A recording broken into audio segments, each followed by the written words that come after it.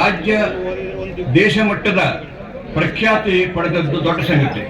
ತದನಂತರ ಜಿಲ್ಲೆಯ ಸರ್ವತೋಮುಖ ಏಳಿಗೆಗಾಗಿ ಕಾರಣವಾದ ಮಹಾನ್ ಚೇತನ ದಿನಕರ್ ದೇಸಾಯಿ ಅವರ ಪರಿಶ್ರಮದಿಂದ ನೆಲೆ ನಿಂತ ಹೈಸ್ಕೂಲ್ಗಳು, ಕಾಲೇಜುಗಳು ಈ ಜಿಲ್ಲೆಯ ಜೀವನಾಡಿಗಳಾದವು.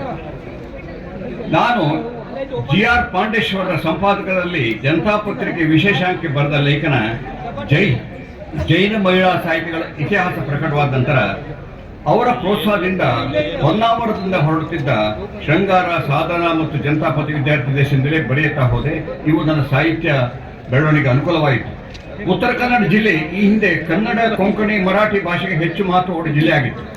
ಕಾರವಾರ, ಸುಪ, ಈಗಿನ ಜೋಯಿಡಾ, ಹಳಿಯಾಳ ತಾಲೂಕಲ್ಲಿ ಕನ್ನಡ ಮಾತನಾಡುವವರನ್ನು ಅಸ್ಪಶ್ಯತೆ ಕಾಣಲಾಗುತ್ತಿತ್ತು.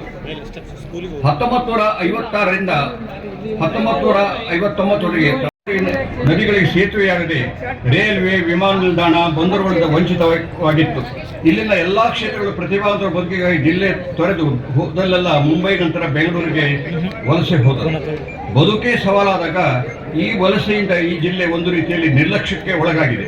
ಹಳೆ ಇತಿಹಾಸ ಸಮೃದ್ಧವಾಗಿದ್ದರೂ ಸಾಹಿತ್ಯ ಕ್ಷೇತ್ರ ಪ್ರವರ್ಧಮಾನಕ್ಕೆ ಬರಲು ಸಾಧ್ಯವಾಗಲಿಲ್ಲ.